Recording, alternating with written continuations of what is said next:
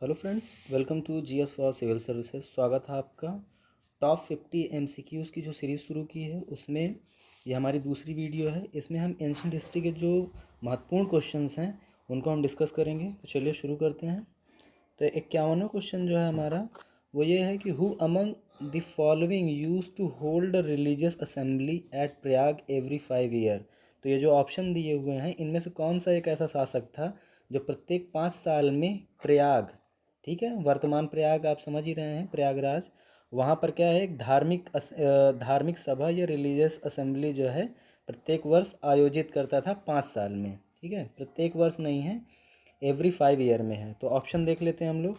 Option हमारा क्या है? ऑप्शन ए है अशोक, और option B Harshvardhan, option C Kanishka, और ऑप्शन डी है चंद्रगुप्त विक्रमादित्य। तो 51 का जो राइट ऑप्शन है हमारा वो क्या है? वो है हर्षवर्धन। तो हर्षवर्धन जो है प्रत्येक 5 साल में प्रयाग में एक रिलीजियस असेंबली या धार्मिक सभा का आयोजन करता था। 52वां क्वेश्चन देखते हैं।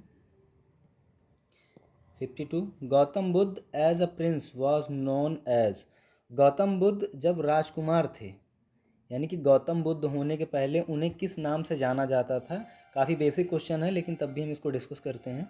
चलिए ऑप्शन देखते हैं। ऑप्शन ए है Gautam, option B Siddharth, option C Rahul, option D Shuddhodana.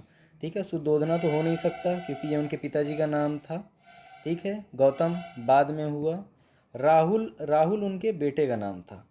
ठीक है, राहुल उनके जो है बेटे का नाम था। तो राइट ऑप्शन क्या है? राइट ऑप्शन है सिद्धार्थ। तो सिद्धार्थ जो है गौतम बुद्ध के बचपन का नाम था, या गौतम बुद्ध होने से पहले उन्हें सिद्धार्थ के नाम से जाना जाता था। आई होप कि आपको कॉन्सेप्ट भी क्लियर हो गया होगा, और जो साइड से जो फैक्ट हैं जैसे उनके बेटे का क्या नाम था और पिताजी का क्या नाम था वो भी आपका क्लियर हो गया। 53वां क्वेश्चन देखते हैं। 53वां क्वेश्चन है कि the Jatakas are collections of stories. तो जातक या जातकाज जिन्हें कहा जाता है वो क्या है? एक संग्रह था कहानियों का। मेंट, उसके ऑप्शन देखते हैं किन के लिए ये बनाया गया था, उद्देशित किन के लिए था। तो मेंट फॉर चिल्ड्रंस, बच्चों के लिए बनाया गया था। Based on pet Hindu myths, तो हिंदू धर्म में जो मिथ्स वगैरह हैं, जो पुरानी स्टोरीज़ हैं उनसे संबंधित था। या अबाउट जैन सेंट्स, तो जैन जो संत होते थे उनके लिए था। Pertaining to several different earlier births of the Buddha, तो बुद्धा से के जन्म से पहले की जो बहुत सारी स्टोरीज थी उनसे जो है संबंधित था जातकाज। तो 53rd का राइट ऑप्शन क्या है हमारा? राइट ऑप्शन है डी। ठीक है, तो pertaining to several different earlier births of Buddha, तो जो पिछले जो जन्म रहे हैं उनसे संबंधित जो कहानियाँ गौतम बुद्ध से, उसी से संबंधित है जातक या जातकाज। 54वां क्वेश्चन देखते हैं।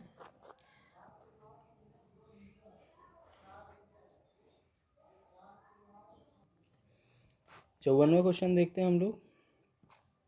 आर्किटेक्चरल डेवलपमेंट्स इन इंडिया, तो जो आर्किटेक्चरल डेवलपमेंट हुए हैं, स्थापत्य निर्माण या विकास का जो कार्य हुआ, manifested themselves in their full glory during the period of. तो आर्किटेक्चर विकास का जो है सबसे ज़बरदस्त काम किस काल में हुआ है? गुप्त वंश के काल में हुआ है, नंद वंश के काल में हुआ है, या मौर्यास के काल में हुआ है, या चोल वंश के काल में हुआ है? तो 54 का जो राइट ऑप्शन है वो क्या है? गुप्ताज। ठीक है, गुप्त वंश का जो है गोल्डन एज माना जाता है आर्किटेक्चर डेवलपमेंट का एंशियंट हिस्ट्री में, प्राचीन इतिहास में।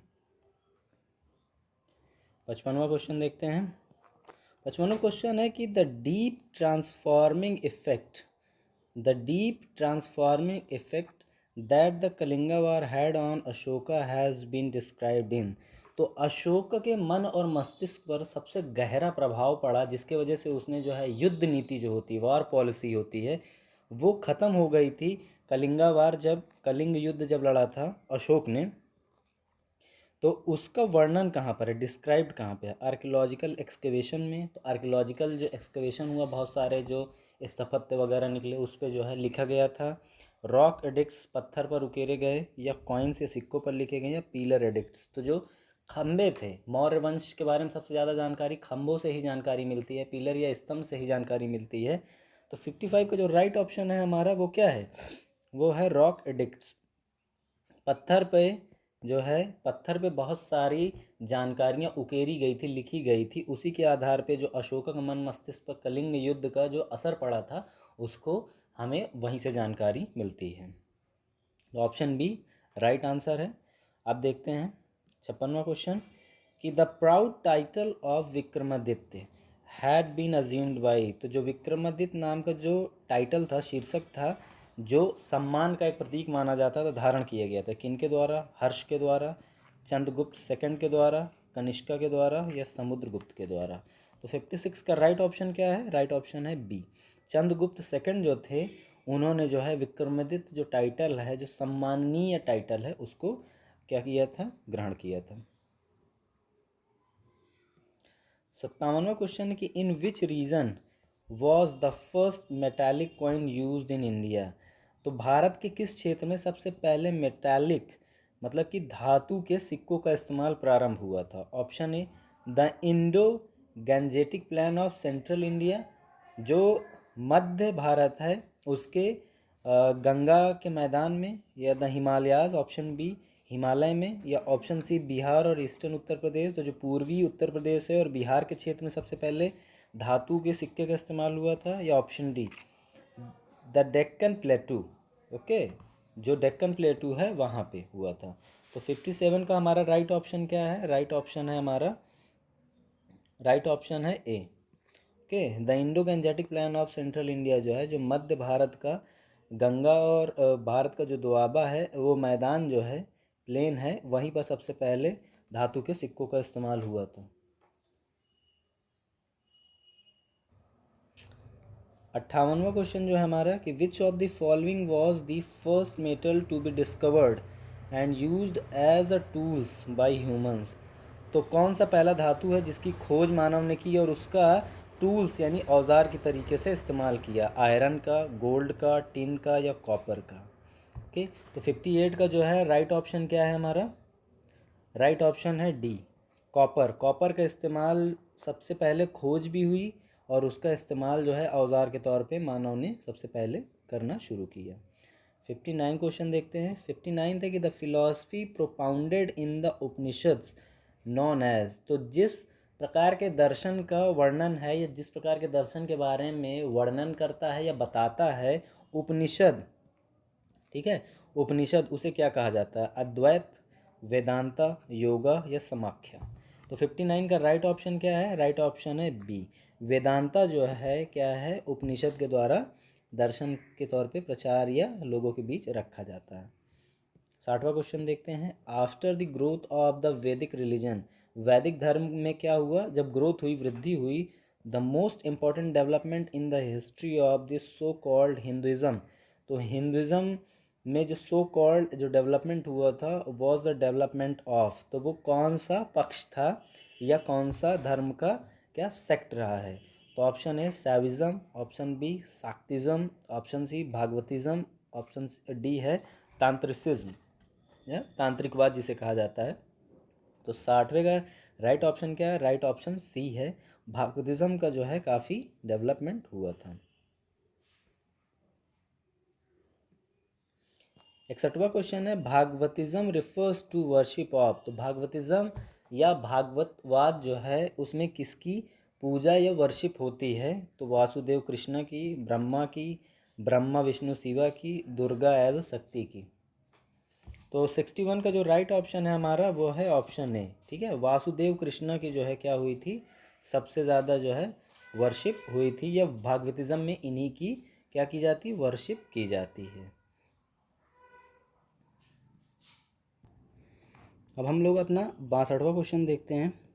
वो ये है कि वैश्वनिज्म a later development of भागवतिज्म advocates the worship of, तो वैश्वनिज्म भी होता है जो कि क्या है? लेटर डेवलपमेंट है किसका? भागवतिज्म का, यानी कि भागवतिज्म का ही एक ऑफशूट है, उसी से निकला हुआ एक अलग से सेक्ट है जो एडवोकेट करता है, यानी कि जिसके तहत पूजा की जाती है या प्रार्थना की जाती है।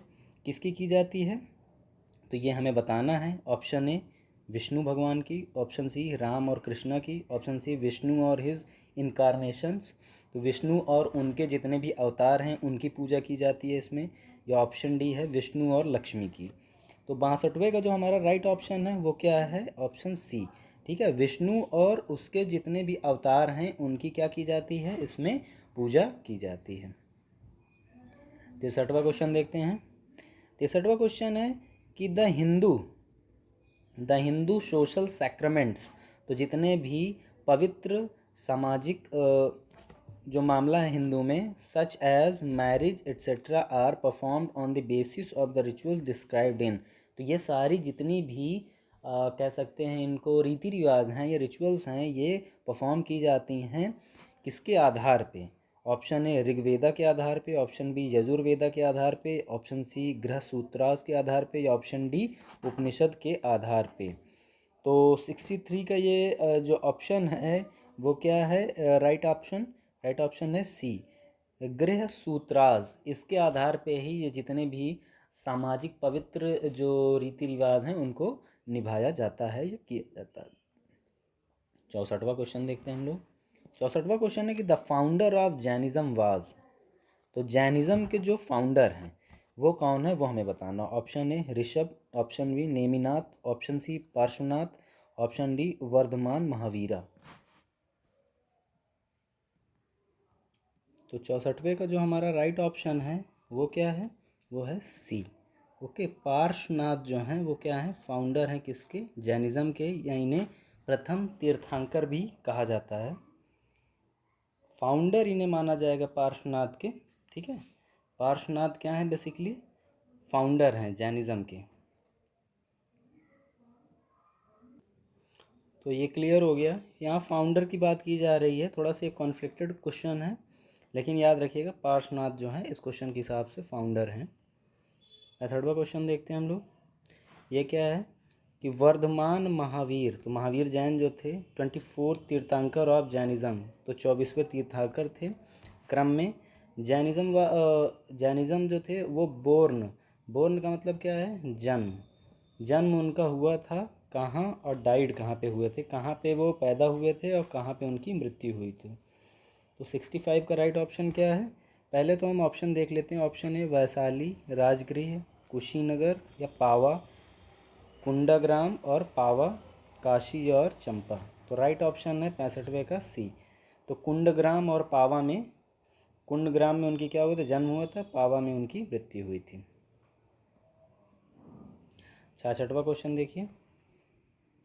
66वां क्वेश्चन है कि the three jewels, three Ratnas of Jainism, जो जैनिज्म की जो फिलॉसफी है उसकी बात हो रही।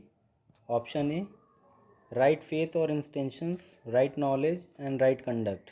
ठीक है, सही मतलब उद्देश्य होना चाहिए या नियत होनी चाहिए, राइट नॉलेज होना चाहिए, राइट कंडक्ट होना चाहिए, काम जो होता है वो भी सही होना चाहिए। फिर उसके बाद होता है right action, right livelihood and right effort. Option C है right thought, non violence and non attachment. D option है right speech, right thinking and right behaviour. तो 66वें का जो हमारा आंसर है वो क्या है, ऑप्शन ए। ठीक है, राइट फेथ और इंटेंशन होनी चाहिए, राइट नॉलेज होना चाहिए और राइट कंडक्ट होना चाहिए। ओके, ऑप्शन ए सही है 66 का। अगला क्वेश्चन देखते हैं 67 ऑफ द 5 वॉज, तो जो 5 वॉज लिए जाते हैं, शपथ बोल सकते हैं या औद बोल सकते हैं, पंच अनुवर्ता जिन्हें बोला जाता है, ऑफ जैनिज्म, जो जैनिज्म धर्म के हैं, 4 एग्जिस्टेंस बिफोर महावीरा, महावीरा के पहले भी 5 क्या करते थे, एग्जिस्ट करते थे। The one which he added was, तो पांचवा जो अनुवर्त है, पंच अणुव्रत भी जिसे कहा जाता है, एकदम शुद्ध हिंदी की बात करेंगे तो पंच अणुव्रत कहा जाएगा, इंग्लिश में अनुव्रत लिखा जाता है। तो वो कौन सा पांचवा था, तो ऑप्शन ए है नॉट टू किल, या नॉन इंजरी बोलते हैं, इसको वॉयलेंस से भी जोड़ सकते हैं आप। नॉट टू स्टील, चोरी करने से। Non attachment to worldly things, और सेलिबेसी, ब्रह्मचर्य से मतलब है इसका। तो 67 का राइट ऑप्शन क्या है, राइट ऑप्शन है डी, सेलिबेसी जो है इसको किसने जोड़ा था, पंच अणुव्रत में यह जोड़ा था 24वें जो तीर्थंकर थे महावीर जैन ने। 68 क्वेश्चन देखते हैं। 68 क्वेश्चन है कि in Jainism the aim of life is to attain nirvana और moksha for which one has to, तो जैनिज्म के हिसाब से एम ऑफ जो लाइफ है क्या है, टू अटेन, निर्वाण या मोक्ष प्राप्त करना जिसे है उसका ऑब्जेक्टिव जो है तो उसे हमें इसमें देखना है। तो ऑप्शन ए क्या है, फॉलो 3 ज्वेल्स एंड 5 वॉज। तो अगर आपको मोक्ष लाइफ में प्राप्त करना है तो ये 3 ज्वेल्स जो हैं, 3 रत्नाज हैं, उनको आप फॉलो करिए, और 5 वॉज जो हैं, जो 5 अणुव्रत हैं, उनको फॉलो करिए, आपको मोक्ष या निर्वाण की प्राप्ति हो जाएगी। Option B, practice non violence and non injury to all living beings. तो अभ्यास करना है नॉन वायलेंस का, नॉन इंजरी का, ऑल लिविंग बींग्स के, जो भी जीवित चीज़ें हैं उनके खिलाफ। सी, रीनाउंस द वर्ल्ड, सारी दुनिया को त्याग दीजिए, एंड अटेन राइट नॉलेज, और सही ज्ञान की खोज करिए। Believe in the Jains and absolute non violence, ठीक है, जैन्स में क्या करना है, विश्वास रखना है, और एब्सोल्यूट नॉन वायलेंस रखना है। तो परम अहिंसा की जो नीति है उसको फॉलो करना है। तो 68 का राइट ऑप्शन क्या है, राइट ऑप्शन है ए, फॉलो 3 जूल्स एंड 5 वॉज। और इसी के अगर आप चीज़ें फॉलो करते रहेंगे तो आपको क्या होगा, निर्वाण या मोक्ष की प्राप्ति हो जाएगी।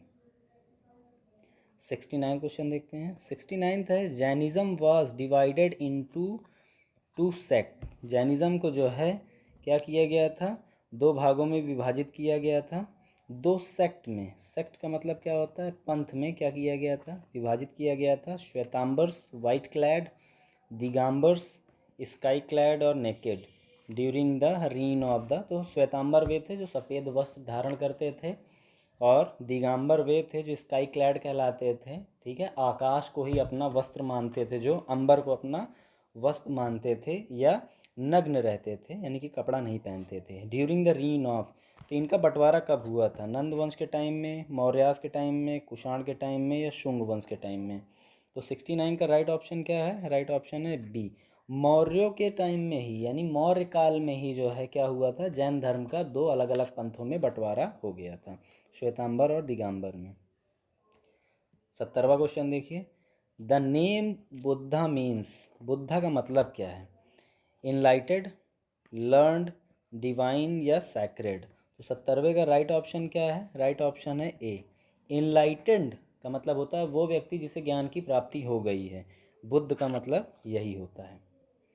ओके, अब देखते हैं हम लोग 71वां क्वेश्चन जो है, ठीक है, वो क्या है, match the events of the Buddhas life with the place of their occurrence. तो हमें यहाँ पे क्या मैच करना है, बुद्धा के जीवन में घटना या जो घटित हुई महत्वपूर्ण घटनाएं हैं उनका जन्म स्थान के साथ उसे कनेक्ट करके लिखना है। तो लिस्ट ए ये है, लिस्ट 2 ये है।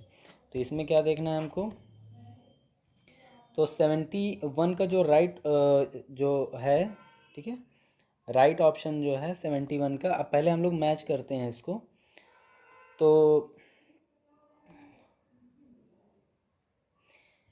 इसमें क्या है,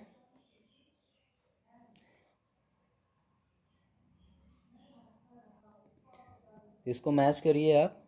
तो बर्थ कहाँ हुआ था, गौतम बुद्ध का जन्म हुआ था लुम्बिनी में। Okay, attainment of knowledge, knowledge की प्राप्ति कहाँ हुई थी, बोध गया में, बोधि वृक्ष जो था, ठीक है, वहाँ पे हुआ। फर्स्ट सरमन जहाँ पर उन्होंने पहला उपदेश दिया था वो क्या था, सारनाथ बनारस में।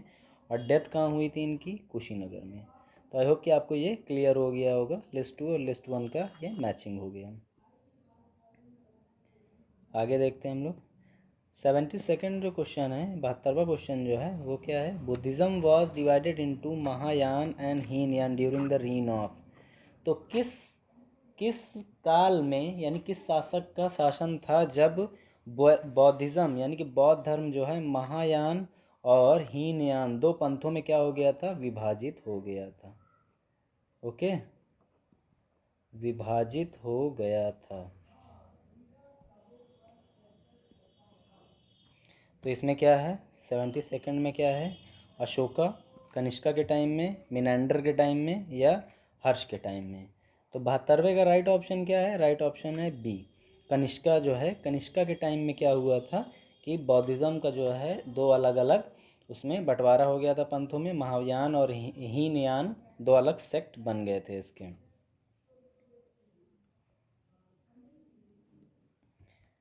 73वां क्वेश्चन है कि the great exponent of Mahayana Buddhism was. तो जो सबसे ग्रेट एक्सपोनेंट था, जो जिसने महायान बौद्धिज़्म को काफ़ी प्रचार प्रसार किया, उसका नाम हमें बताना है। तो ऑप्शन ए अश्वघोष, option B Vasubandhu, option C Nagarjuna, option D Nagasena. तो 73rd का राइट ऑप्शन क्या है? राइट ऑप्शन है ऑप्शन सी। ओके, नागार्जुन जो हैं ग्रेट एक्सपोनेंट रहे हैं महायान बौद्धिज्म के प्रचार व प्रसार में। 74वां क्वेश्चन देखते हैं। 74वां क्वेश्चन है, Jatakas are the stories of Buddha's life, यानी गौतम बुद्ध की जीवन के बारे में था, या बुद्धाज प्रीवियस लाइफ, बुद्धा के पूर्व जन्म के बारे में था, पिछली ज़िंदगी के बारे में, the lives of the future Buddha, जो आगे आने वाले जो बौद्ध का जीवन है उससे संबंधित, या ग्रेट सेंट्स ऑफ बौद्धिज्म, तो जो महान संत थे रहे हैं बौद्ध धर्म के, उनसे ये संबंधित था। तो राइट ऑप्शन क्या है? राइट ऑप्शन है बी। जातक के अंदर स्टोरी बेसिकली किसकी थी? बुद्धा के जो है पिछले जन्म के जो जीवन रहे हैं उनसे संबंधित उसमें मैटर डिस्कस है, या उसमें स्टोरीज लिखी गई हैं। 75वां क्वेश्चन देखते हैं। आउटसाइड इंडिया, भारत से बाहर, Buddhism was first accepted in, Buddhism को बाहर एक्सेप्ट किया गया कहाँ पर? चाइना में, जापान में, श्रीलंका में, तिब्बत में। तो 75 का राइट ऑप्शन क्या है? राइट ऑप्शन है सी। श्रीलंका में जो है पहली बार बुद्धिज़्म को या बौद्धिज़्म को भारत के बाहर एक्सेप्ट किया गया एज अ रिलीजन। 76 क्वेश्चन देखते हैं। 76वां, इन द 6th सेंचुरी, 6वीं शताब्दी ईसा पूर्व में, northern India was divided into, तो नॉर्दर्न इंडिया को क्या किया गया? डिवाइड किया गया। ठीक है, तो राइट ऑप्शन हमारा क्या है 76 का? वो है option C, both A and B option. ठीक है, यानी कि 16 ग्रेट स्टेट्स में 16 महाजनपद में बांटा गया, 8 रिपब्लिकन स्टेट में, 8 गणतांत्रिक राज्यों में बंटवारा किया गया है। या आप एंशिएंट हिस्ट्री में पढ़ेंगे, उनका नाम भी हम आगे आने वाली जो हमारी वीडियोज़ होंगी उसमें हम लोग डिस्कस करेंगे उसे। 77वां क्वेश्चन देखते हैं कि of all the states in northern India, तो उत्तर भारत में स्थित जितने भी राज्य हैं इन 6th सेंचुरी, 6वीं शताब्दी ईसा पूर्व में, which of the following states emerge as the most powerful, कौन सा जो है राज्य, क्षेत्र या रीजन कह सकते हैं जो कि बहुत शक्तिशाली राज्य के तौर पे उभरा? अंग राज्य था, मगध था, काशी था, या कौशल था? तो 77वें का राइट ऑप्शन क्या है? राइट ऑप्शन है मगध। मगध ही सबसे पहला जो है क्या है, शक्तिशाली राज्य के तौर पे उभरा। अगला क्वेश्चन देखते हैं 78वां क्वेश्चन। 78वां ये है कि व्हेन अलेक्जेंडर इन्वेडेड इंडिया, तो अलेक्जेंडर यानी कि सिकंदर की बात हो रही है। ठीक है, सिकंदर महान जो कहाँ का था, ये मुझे आप ऑप्शन में वो कमेंट बॉक्स में क्या करिए, मुझे आंसर करके बताइए कि सिकंदर किस देश से संबंध रखता था। तो when Alexander invaded India Magadh was being ruled by, तो जब अलेक्जेंडर ने इंडिया पर आक्रमण किया तो उस टाइम मगध का कौन सा व्यक्ति शासक था, कौन मगध को रूल कर रहा था? तो ऑप्शन ए हर्यकंस, शिशुनाग, कौन सा वंश के द्वारा रूल किया जा रहा था? शिशुनाग वंश, नंदाज या नंद वंश, या मौर्याज? तो 78 का राइट ऑप्शन क्या है हमारा? राइट ऑप्शन है नंदाज। ओके, नंदाज जो है, जो नंद वंश थे, वही अलेक्जेंडर के आक्रमण के टाइम में क्या था, भारत के शासक थे उस टाइम। 79 क्वेश्चन देखिए। Chandragupta Maurya with the help of Chanakya decided to overthrow the Nandas because, तो चंद्रगुप्त मौर्य को किसकी सहायता के से जो है चाणक्य ने जो है नंदवंश को हटा दिया। ओके, 79 क्वेश्चन को हम लोग एक बार और अच्छे समझते हैं कि Chandragupta Maurya with the help of Chanakya decided to overthrow the Nandas because, तो चंद्रगुप्त मौर्य हैं, उन्होंने क्या किया, चाणक्य की मदद से जो है नंद वंश को उखाड़ फेंका। क्योंकि ऑप्शन ए है Chanakya had been humiliated by the Nandas, Chanakya की क्या है, नंद वंश वालों के जो शासक थे उन्होंने बहुत बेइज्जती की थी। ऑप्शन बी है the Nanda's where low born, नंद क्या थे कि निम्न जाति के थे। ऑप्शन सी है the Nandas had accumulated a great deal of wealth by extortion and operation of the people, तो नंद वंश के जो शासक थे उन्होंने क्या किया, तो बहुत ज़्यादा धन इकट्ठा कर लिया था ज़बरदस्ती एक्सटॉर्शन करके या लोगों को दमन करके। और ऑप्शन डी है Chanakya wanted to restore the ideal of Kshatriya rule. Chanakya जो है रिस्टोर करना चाहता था क्षत्रिय शासकों का जो है शासन। तो 79 का जो राइट ऑप्शन है वो क्या है, वो है ऑप्शन सी। ओके, तो Nandas has accumulated great deal of wealth by extortion and operation of the people. इसी वजह से जो है जो चंद्रगुप्त मौर्य थे उन्होंने चाणक्य की मदद से जो है नंद वंश का खात्मा किया और मौर्य वंश की स्थापना की। 80 क्वेश्चन जो हमारा है 18, तो the decline of the Nandas at the hands of Kautilya. तो कौटिल्य के हाथों जो नंद वंश का अंत हुआ और Chandragupta Maurya has been vividly portrayed in the Sanskrit, ठीक है, in Sanskrit play written by Kalidasa. तो डिक्लाइन ऑफ नंदा जो नंद वंश का जो अंत हुआ किसके, कौटिल्य के हाथों, चंद्रगुप्त मौर्य के हाथों, has been widely portrayed in Sanskrit play written by Kalidasa. तो कालिदास ने जो एक संस्कृति का जो नाटक लिखा था संस्कृत लैंग्वेज में उसका नाम क्या है। तो ऑप्शन ए है मुद्रा राक्षस, ऑप्शन बी है देवी चंद्रगुप्ता, ऑप्शन सी है मालविकाग्निमित्रम और डी ऑप्शन है मृच्छकटिका। तो राइट ऑप्शन जो है वो क्या है हमारा 80 का राइट ऑप्शन है सी, ठीक है, मालविकाग्निमित्र में जो है, ठीक है। 80 का जो हमारा राइट ऑप्शन क्या है, राइट ऑप्शन सी है मालविकाग्निमित्रम में जो है, जो कि एक संस्कृत प्ले है रिटन बाई कालिदासा है, उसमें जो है नंदवंश का किस तरीके से डिक्लाइन हुआ या उनका खात्मा हुआ इसके बारे में वर्णन किया गया है। 81 तक क्वेश्चन देखते हैं हम लोग। 81वां, Kautilya also known as Vishnugupta and Chanakya. तो कौटिल्य के बारे में यहाँ पे बात हो रही है जिसको विष्णुगुप्ता और चाणक्य के नाम से भी जाना जाता है। इज़ दी ऑथर ऑफ अर्थशास्त्र। अर्थशास्त्र जो है उसके लेखक माने जाते हैं। Which has been compared with, जिसकी तुलना की जाती है अन्य पुस्तकों से या किसी के काम से। तो ऑप्शन ए है प्लेटोज स्टेट, प्लेटो की जो स्टेट है उससे, या मैकियावेलीज प्रिंस, मैकियावेली ने जो प्रिंस नामक जो किताब लिखी है उससे, या कार्ल मार्क्स का दास कैपिटल जो है फेमस बुक है। कार्ल मार्क्स जर्मन फिलोसफर, ठीक है, कम्युनिस्ट जिन्हें कहा जाता है। और ऑप्शन डी है हिटलर्स मेन कैम्प। तो हिटलर की जो एक किताब है मेन कैम्प, जिसका जर्मन शब्द है ये, ठीक है, ये जर्मन शब्द है मेन कैम्प, जिसका हिंदी मतलब होता है मेरा संघर्ष। तो राइट ऑप्शन क्या है, राइट ऑप्शन बी है 81 का। 81 का क्या है राइट ऑप्शन, बी है। मैकियावेली के प्रिंस से जो है तुलना की जाती है किसके, कौटिल्य के पुस्तक की। 82nd क्वेश्चन देखते हैं हम लोग। 82वां, Megasthenes the ambassador of Seleucus. तो मेगास्थनीज जो कि क्या था, राजदूत था सेलुकस का, at the Mauryan court, Mauryan court में या दरबार में था पाटलिपुत्र में। Wrote an account of the period in his book. अपने जो है किताब में वो कई चीज़ों के बारे में वर्णन करता है, उसकी किताब के बारे में बताना है। तो option A travels of Megasthenes, तो मेगास्थनीज की जो यात्रा है वो। Option B Indica, option C Indicopleustes, या फिर ऑप्शन डी है बोथ बी एंड सी। तो 82 का जो राइट ऑप्शन है वो क्या है, ऑप्शन बी है। इंडिका पुस्तक में जो है मेगास्थनीज ने जो है मौर्यन कोड और उस टाइम के बारे में बहुत सारी डिटेल्स लिखी हैं, जिनसे हमें प्राचीन इतिहास के बारे में काफ़ी कुछ जानने को मिलता है। 84th क्वेश्चन देखते हैं हम लोग। 84th क्वेश्चन क्या है हमारा कि after the Kalinga war, Kalinga युद्ध होने के बाद Ashoka decided never to wage any war because.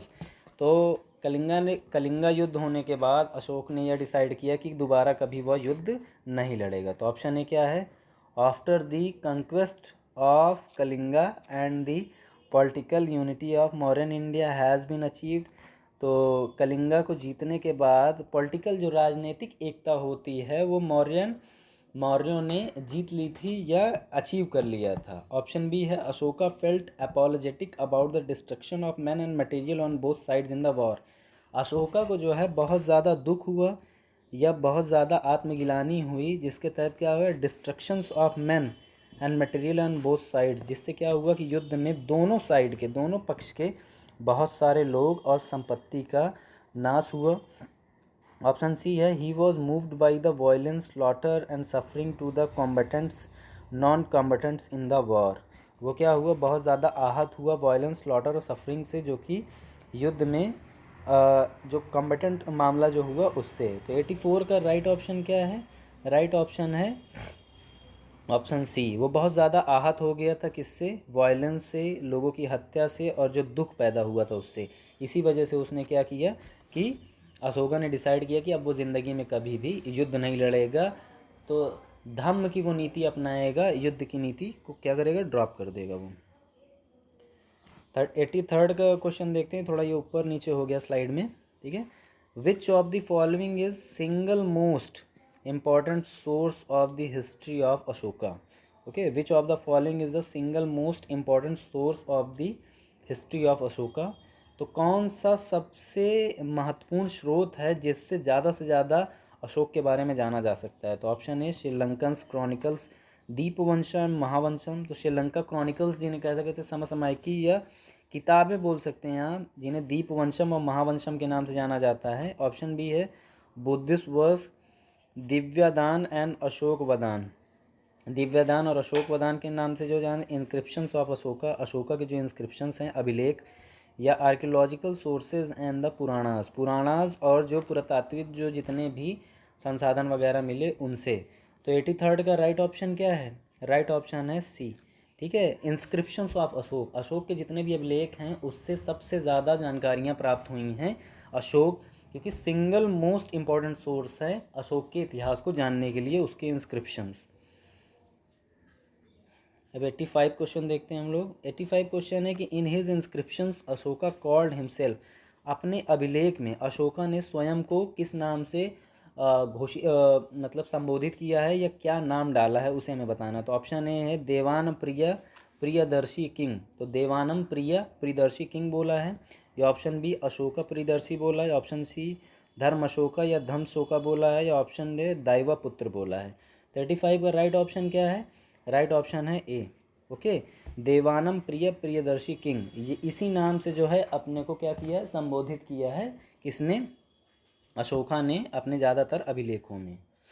86 question जो है हम लोग अब करेंगे, ये है कि Ashoka's claim to be one of the greatest rulers. Ashoka का क्लेम क्या है कि one of the greatest ruler है in world history, lies in the fact that, ठीक है, इसको हमें समझना है। तो 86 का राइट ऑप्शन क्या है, पहले तो हम अपने ऑप्शन पढ़ते हैं। ऑप्शन ए है his AIIMS covered both the religious and secular aspects of life. उसके जो उद्देश्य थे उसमें क्या है, धार्मिक पक्ष और सेकुलर पक्ष जिन बोला जाता है, धर्मनिरपेक्षता वाले जो तत्व हैं उनका क्या है, कवर किया है उसने। He work for the material, moral and spiritual. जो जीवन के तीनों पक्ष होते हैं, मटेरियल यानी कि भौतिक पक्ष जो होता है, मोरल नैतिक पक्ष जिन्हें बोला जाता है, स्पिरिचुअल आध्यात्मिक है, उनको क्या किया, अपलिफ्ट किया। अपलिफ्ट का मतलब क्या होता है, बढ़ावा दिया। और ऑप्शन सी है आफ्टर ए सिंगल कंक्वेस्ट, उसने सिर्फ एक कंक्वेस्ट के द्वारा he dedicated himself completely to the cause of peace, और उसके बाद उसने क्या किया, अपने आप को शांति को समर्पित कर दिया कि अब वो कभी भी युद्ध की नीति नहीं अपनाएगा, धर्म की नीति अपनाएगा। ऑप्शन डी है he attempted to unify the people of different castes and communities. उसने क्या किया, यूनिफाई करने की कोशिश की है अलग अलग कास्ट और अलग अलग समुदाय के लोगों को into a bound of common moral idea, और एक नीति या एक आदर्श नीति के तहत सारे लोगों को लाने का प्रयास किया ताकि कि उनके बीच में द्वंद्व ना हो। तो 86 का राइट ऑप्शन क्या है, राइट ऑप्शन है सी, आफ्टर सिंगल कंक्वेस्ट, जिसमें कलिंगा वार के बारे में बात हो रही है, ओके, जिसमें ये बताया गया कि he dedicated himself completely to the cause of peace, और उसने अपने आप को शांति को समर्पण कर दिया और शांति को समर्पित कर दिया कि अब वो कभी भी युद्ध की नीति नहीं अपनाएगा, धर्म की नीति अपनाएगा। 87 क्वेश्चन देखते हैं हम लोग। 87 क्वेश्चन है कि the most important, the most है ये, ओके, यहाँ पे ये स्पेलिंग गलत हो गई, the most important official post with vast responsibilities created by Ashoka. Ashoka के टाइम में कौन सा एक ऑफिशियल यानी कि आधिकारिक पद जो है बनाया गया था जिसकी क्या थी, बहुत ज़्यादा जिम्मेदारियाँ भी थी, ओके। तो option A Rajuka, option B Yukta, option C Dharma Mahamatya, या ऑप्शन बी है प्रतिवेदका। तो 87 का राइट ऑप्शन क्या है, राइट ऑप्शन है ये धर्म महामात्य, जिनके द्वारा जो है धार्मिक प्रचार प्रसार लगातार लोगों के लिए करते रहना है और लोगों को क्या है, सही राह पे चलने का क्या है उनका कह सकते हैं, उनको एडवाइस करना है या गाइड देते रहना है। 88 क्वेश्चन देखते हैं, the Mauryan scriptures had attend the highest perfection in the carving of. तो जो मौर्यन स्क्रिप्चर्स हैं उसने क्या किया, अटेन किया highest perfection in the carving of तो floral designing, pillars, animal figures या यक्ष फिगर। तो 88 का राइट ऑप्शन क्या है? राइट ऑप्शन है सी, एनिमल फिगर्स का जो है बहुत ज़्यादा क्या किया मॉडर्न स्कल्पचर्स में अच्छी तरीके से उतारा गया, जो भी उस टाइम स्कल्पचर्स या आर्किटेक्चर्स वगैरह जो बनाए गए उसमें। 89 क्वेश्चन देखते हैं।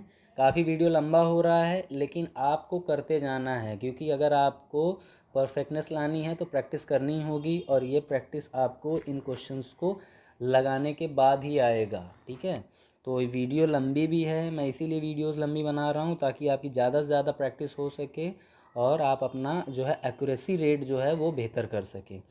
The most striking features of the Ashokan pillars, ठीक है, the most striking features of Ashokan pillar is there.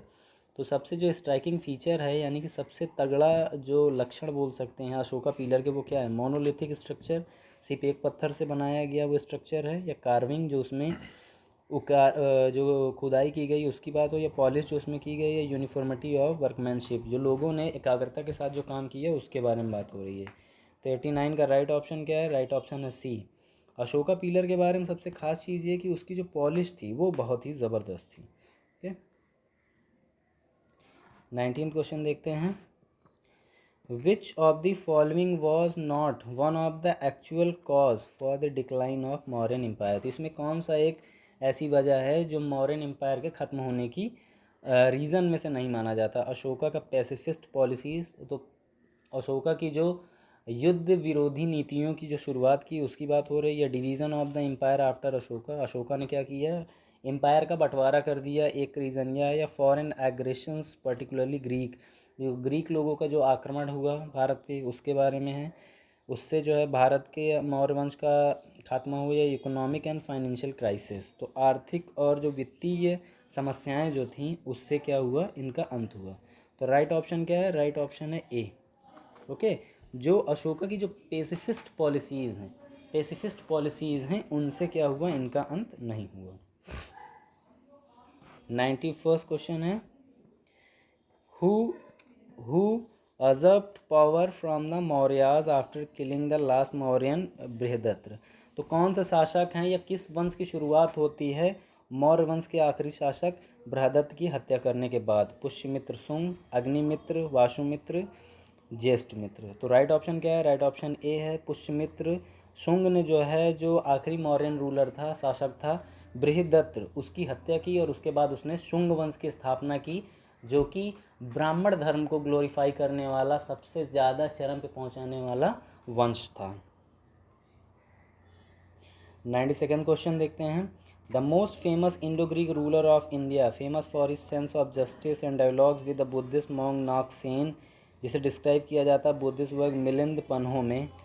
तो हमें यहाँ पे एक इंडो ग्रीक शासक के बारे में बताना है जिसने जो है जो कि बहुत ही क्या था? जस्टिसफुल था। डायलॉग्स भी उसने किए थे किससे? नागसेन से उसने कई सारी बातचीत की थी, जिसे मिलिंद पन्हों के नाम से भी जाना जाता था। उसका नाम क्या था? Demetrius, Menander, Eucratides, Heliocles. तो राइट ऑप्शन क्या है? राइट ऑप्शन बी है। 92nd का मिनेंडर जो है उन्हीं को मिलिंद पन्हों के नाम से भी जाना जाता है, और इनके बीच में क्या है? एक डायलॉग भी हुआ था नागसेन के साथ जिसमें उन्होंने बातचीत की थी, और बौद्ध धर्म के बारे में काफ़ी कुछ जानने का उन्हें मौका भी मिला था। 93rd क्वेश्चन देखिए, 93। The first great empire to the south to the Vindhyas was. तो पहला जो वंश था जो दक्षिण से लेके विंध्य तक फैला हुआ था, चोल वंश, चेरास, पांड्यास, सतवाहन। तो 93rd का राइट ऑप्शन क्या है हमारा? राइट ऑप्शन है डी। ओके, सतवाहन वंश, जिसे वर्तमान में गौतमीपुत्र सातकर्णी का नाम सुना होगा, इनके ऊपर टीवी सीरियल भी बनाया गया है। ठीक है, सतवाहन वंश बेसिकली जो है आंध्र प्रदेश, महाराष्ट्र का पश्चिम और जो मध्य प्रदेश है उसका दक्षिण भाग है, वहीं पर इनका शासन था। ये काफ़ी ग्रेट एम्पायर रहा है। तो सतवाहन वंश जो है विंध्य में और दक्षिण में फैले हुए थे। 94 क्वेश्चन देखते हैं।